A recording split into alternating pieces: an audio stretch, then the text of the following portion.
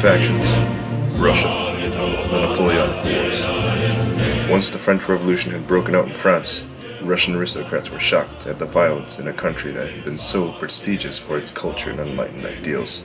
The Russian Tsar, Alexander I, promised that France would be defeated. Soon civil wars broke out between France and Russia. Campaigning between France and Russia began during the late 1790s and did not stop until 1814 to 1815. Russia joined in expeditions such as the Battle of Trebia in 1798, which ended in failure for the Austro-Russian alliance. However, the Russian army showed great courage and arguably performed the best. For example, during the campaign, Russian officers showed Austrian senior officers how to employ the bayonet, humiliating the Austrian allies. By 1805, Russia and Austria once again joined forces along with Sweden to counter Napoleon. By 1805, the Russian army had many characteristics of the old 18th century armies.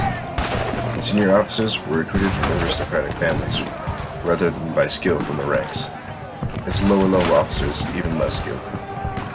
Its soldiers were largely made up of serfs, workers, and peasants owned by aristocrats who were treated as slaves. Russia and Austria were defeated at the Battle of Austerlitz in 1805. Serious changes were needed for the army.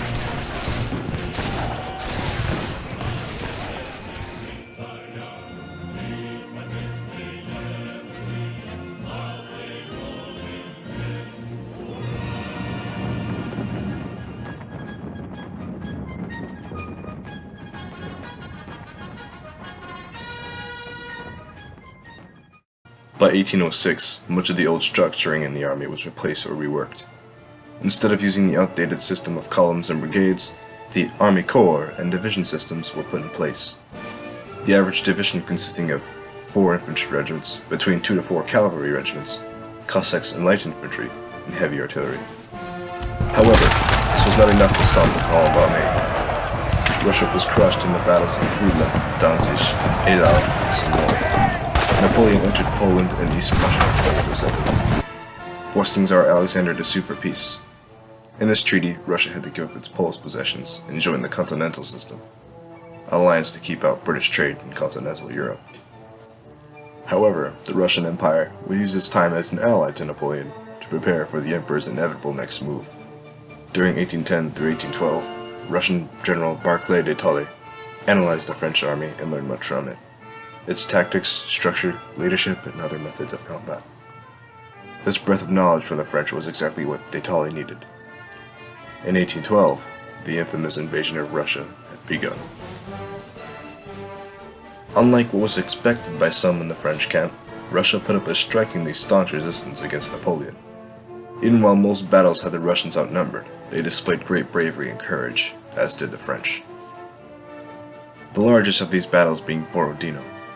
120,000 Russians fought over 130,000 of the Grande Armée. Napoleon declared himself victor, but as he entered Moscow, nothing was left to sustain the army, and thus began his long and deadly retreat back to France. Thanks to the strategy of the Russian command, such as Marshal Kutuzov, Suvorov, Barclay de Tolly, and Bagration. After this, the Russian army would land several more blows to the French and was soon joined by other allies like Austria and Prussia.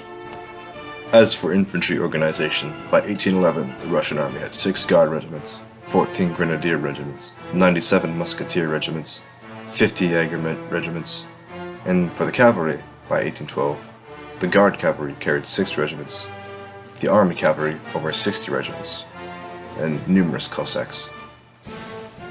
The Russian division in 1812 to 1815 usually consisted of 2 infantry brigades, both having 2 battalions each, and a Jaeger brigade, with 2 regiments which carried 2 battalions. Russia had 7 Army Corps by 1812, as well with 2 Reserve Corps, listed in the image. The Russian infantry were plagued with poor quality muskets in the initial phases of the wars. Most of its muskets were outdated, and some no longer functioned, which led to such heavy bayonet usage by the Russian army. However, by 1808 through 1809, fresh shipments of muskets from other nations such as Great Britain, and even purchases of the Charleville 1776, led to the use of better muskets. The cavalry consisted of cuirassiers, the armored heavy cavalry, dragoons, a more flexible variant of heavy cavalry, hussars, light cavalry and reconnaissance, and the famed Cossack cavalry. Cuirassiers were less favored compared to the dragoons, who could also be armed with carbines and pistols. They were favored by Tsar Alexander himself. Hussars acted as scouts or harassed vulnerable enemy skirmishers or even artillery.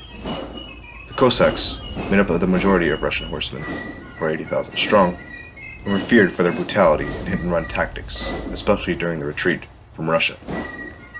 Yet they could not perform well against properly trained infantry units.